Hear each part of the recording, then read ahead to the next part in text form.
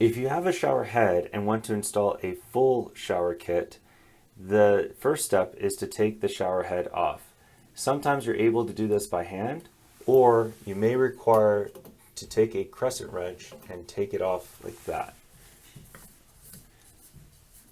Inside the full shower kit, you'll have some Teflon tape. Go ahead and rewrap the Teflon tape around the threading of your shower arm. Be sure to take the Teflon tape in this direction so that it doesn't bunch up as you add your full shower kit. Do not add the Teflon tape in this direction.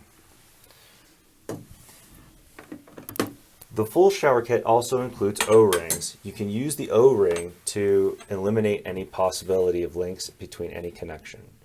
To add the full shower kit, just go ahead and reroute and reconnect it to this threading. Use the Teflon tape to cover this threading here before adding your shower head.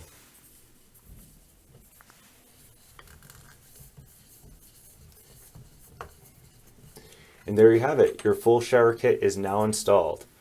To control the direction of which the water is flowing, you can either have it in this direction for all the water to come out of your shower head, or you can point it in this direction to have all the water coming through your sponge. You can also have it midway so that half the water comes out of your shower head and half comes out through the sponge. To control the amount of water that's coming through the sponge, you use this valve right here. This will have it all the way off, and this will have all the water flowing out and throwing through the sponge. And there you have it. You're now ready to use your Geyser EcoShower.